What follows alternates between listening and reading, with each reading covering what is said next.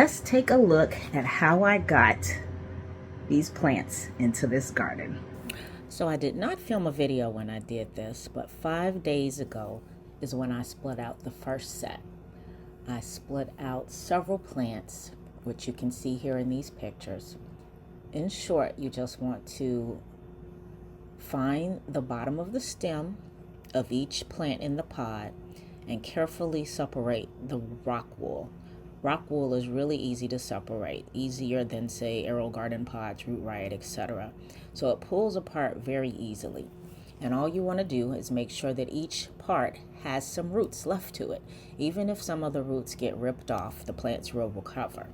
So as long as each part has roots, it's safe to go ahead and move that to another pod, another system, or even soil if you're into that. Then you just put one of the plants back in the pod where it came from. Make sure it's secured. You might have to stuff little torn bits of rock wool, or you could even use clay pebbles or something like that to hold them in place.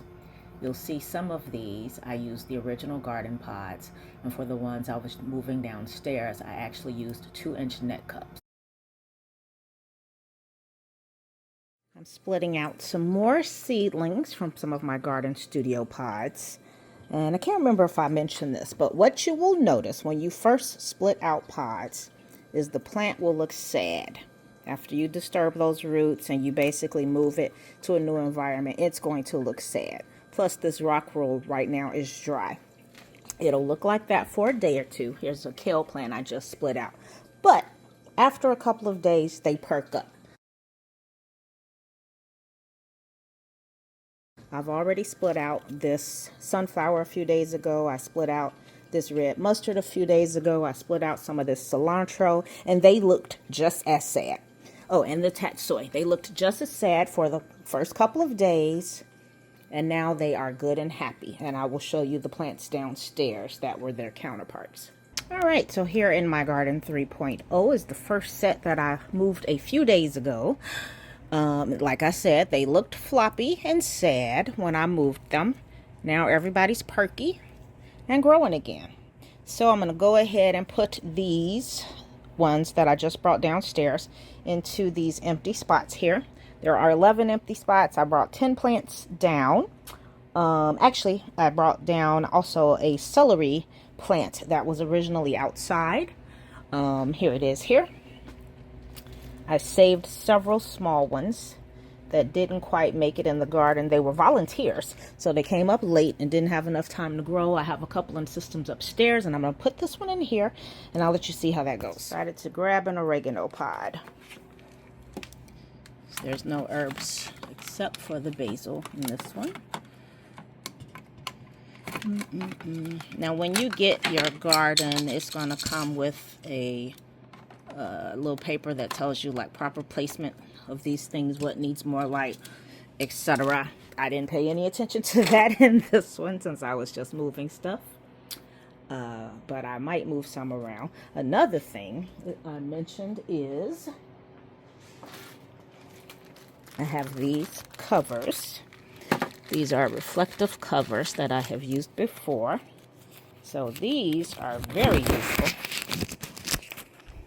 for putting around plants here that are in the 2-inch net cups. I'll have to do it with both hands to block the light so that algae won't get into the system. So I'm going to go through and put those on. And lastly, for the ones that are actual garden pods, I have these little garden covers that slide over and in. So I'm going to put those on the remaining pods. It's much easier to do this when the pods are still empty.